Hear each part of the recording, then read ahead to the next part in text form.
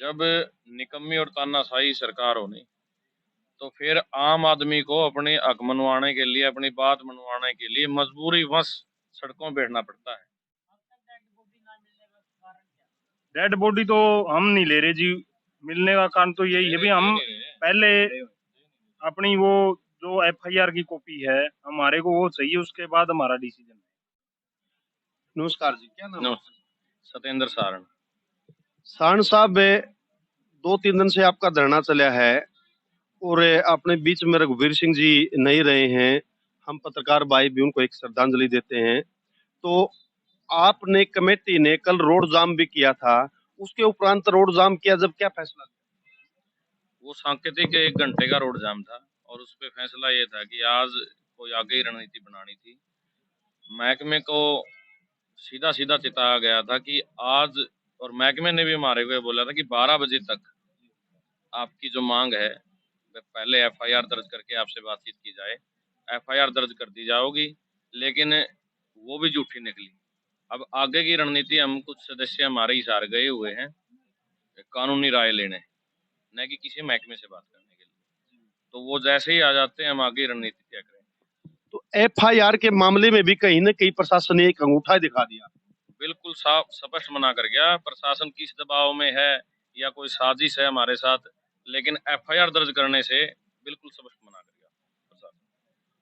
अभी जो मामला लंबा खींचता जा रहा है, प्रशासन की तरफ से, जैसे हमारे पास में हिसार के अंदर डीआईजी भी बहुत अच्छे व्यक्ति बता रहे हैं आए हैं, तो उनसे भी किसी ने बात की है? भाई हमने भी सुना है, देखा पहले। रही बात अच्छे व्यक्ति, एडीजीपी साहब के बारे में यही सुना है, जहाँ भी वे एक न्यायकारी आदमी है, अच्छा आदमी है, कानून को मानने वाला आदमी है। आपके चैनल के माध्यम से उनसे भी हम गुजारिश करते हैं, हमारे भाई को भी न्याय दिलाने में मदद करें, क्योंकि इस बात का इस बात का सबको पता है कि कितना ईमानदार आदमी था। अपनी पूरी जिंदगी ईमानदारी से नौकरी करी, दूसरों की मदद करी। 37 साल में 37 पुलिस के अवार्ड भी मिले थे, और अब सीआईडी के साथियों से भी उनके पास रिपोर्ट पहुंच चुकी है। सीधा सीधा मामला एक साजिश का शिकार हुआ है और दोषियों पे कार्रवाई करनी चाहिए। अगर वो आना चाहे यहाँ हमारे धरने पे, एडीजीपी साहब को भी न्योता इस चीज के लिए। अगर वो हमें न्याय दिला सकते हैं, वो आए और परिवार को और हमारे भाइयों को न्याय दें। क्या गांव के कुछ व्यक्ति गृह मंत्री अनिल विज जी से भी मिलने के लिए गए थे? वहां से क्या? बिल्कुल मिलने के लिए गए थे। हमारा एक प्रतिनिधि मंडल, जो 5 से साथी परिवार के सदस्य हैं और रिश्तेदार, वो, क्योंकि वो प्रदेश के गृह मंत्री है, उसके पास गए थे। उन्होंने आश्वासन तो ये दिया कि हम एसआईटी गठित करेंगे, लेकिन वो आज की क्या कार्रवाई है उस पर आगे कोई कार्रवाई नहीं बढ़ी। आश्वासन उन्होंने ये दिया था कि हम आपकी मदद करेंगे, और मेरी नॉलेज में है ये मैटर सारा, लेकिन उसमें प्रैक्टिकल कोई बात नहीं हुई। क्योंकि आप देखो, अभी 4-5 का समय हो गया और 12 बजे तक की बोल रहा था। अगर एफआईआर दर्ज करनी होती तो 12 बजे तक हमें एफआईआर मिल जाती, जो कि नहीं मिली। गांव के सामने एक बड़ी चुनौती है, तो आपका इसके ऊपर क्या कहना है? चुनौती तो हर वर्ग के ऊपर है। आज ये देख लो, आप पत्रकार हो, क्या आपके पास ऊपर चुनौती नहीं है? अगर स्वतंत्र ढंग से आप पत्रकारिता करते हो तो आप भी एक चुनौती का शिकार हो। कर्मचारी के ऊपर चुनौती है, व्यापारी के ऊपर चुनौती है, समाज में किसान मजदूर, आपने देखा पीछे 750 किसान भाइयों ने अपनी शहादत देनी पड़ी। अब यहाँ से सारा ही 15-20 किलोमीटर भी नहीं है तलवंडी राणा।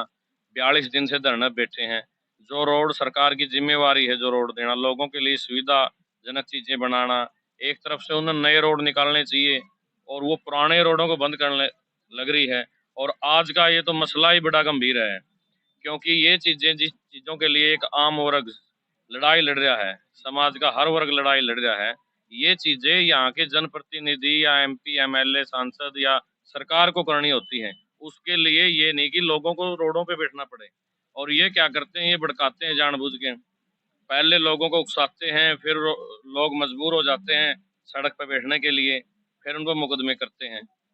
ये सिर्फ रोटी की लड़ाई में उलझा के रखना चाहे समाज ने, ताकि कोई अपने अधिकारों के बारे में पूछना ही, सवाल ही उठाना बंद कर दे।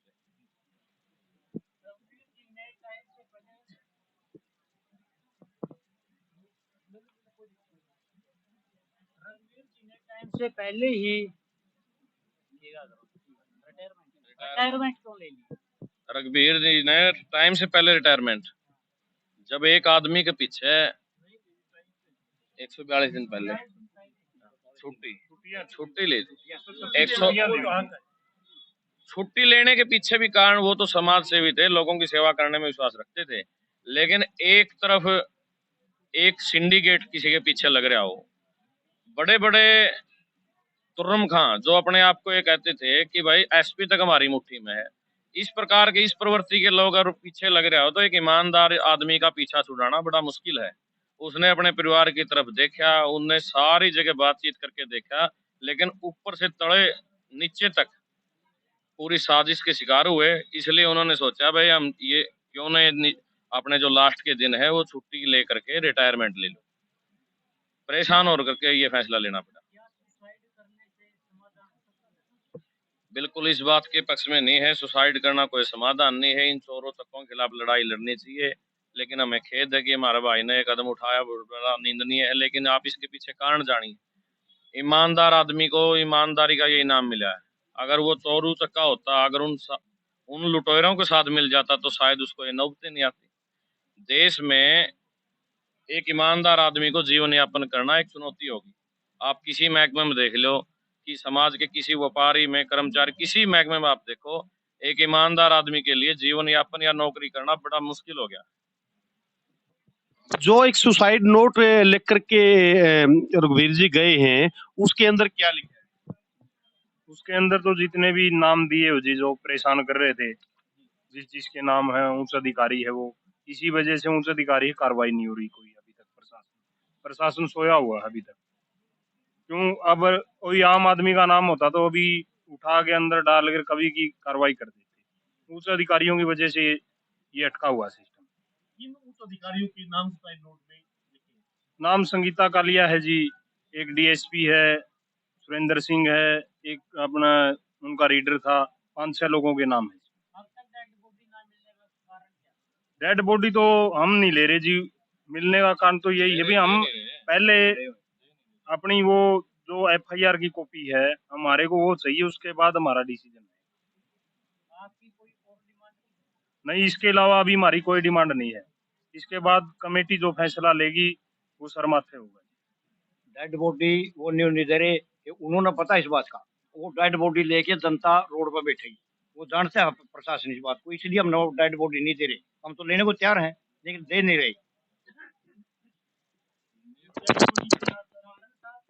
कारण साहब आपने बहुत सी लड़ाइयाँ लड़ी है, हर लड़ाई सिर्फ रोड के ऊपर देख के क्यों जीती? जब निकम्मी और तानाशाही सरकार होनी तो फिर आम आदमी को अपनी हक मनवाने के लिए, अपनी बात मनवाने के लिए मजबूरी वश सड़कों पे बैठना पड़ता है। अपने चाव से ऐसा कोई आदमी नहीं जिसने इतना निठल्ला हो। हर आदमी ने काम धंधे हैं, किसी ने खेती है, किसी ने मजदूरी करनी है, किसी ने दुकानदारी करनी है। लेकिन जब समाज में कोई अन्याय होने लग रहा हो तो भाईचारे का एक फर्ज बनता है। यहाँ क्यों भाई बैठे हैं? यहाँ हजारों आदमी बैठे तो मजबूरी में बैठे हैं। जब एक ईमानदार आदमी को न्याय नहीं मिलेगा तो सड़कों पर बैठने के अलावा चारा क्या है जनता के पास? अंग्रेजों से भी बदतर हालात है। जो गुलामी में जो अधिकारी जो करते थे, वो आज भी सत्ता की चाबी अधिकारियों के पास है। और ऐसे ऐसे अधिकारी बैठे हैं, आप देखो। आप मेरे को ऑन रिकॉर्ड कैमरा पे बात कह रहा हूं मैं।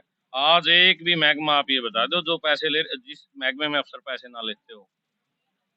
सिर्फ वो क्या करते हैं, समाज को लूटने का काम करते हैं और बड़े बड़े ऐसी ऑफिस में बैठ करके समाज को लूटने का काम करते हैं। और उनको ज्यादा परेशान किया जाता है और उसी आदमी को ज्यादा परेशान किया जाता है जो जितना ईमानदार हो। लेकिन भारत के प्रधानमंत्री का कहना कि ना खाऊंगा ना खाने दूंगा, और आप इल्जाम लगा रहे हैं कि हर महकमा रिश्वत लेता है। भारत के प्रधानमंत्री ने सब बातें पता है, ना खाऊंगा ना खाने दूंगा। अगर इन बातों पे चले जावा नहीं आपा तो यहाँ मतलब रात हो जाएगी इन सवालों में। अगर ऐसा है भारत का प्रधानमंत्री है तो फिर अडानी कौन है? आज अडानी का ये यहाँ मेरे ताऊ चाचे बैठे, इनका तो किसी का 75,000, किसी का 80,000, अगर कोई बैंक में कर्जा पड़ा हो तो इनके तो फोटो लग जाए, इन गाड़ी आ जाए पकड़ने वाली।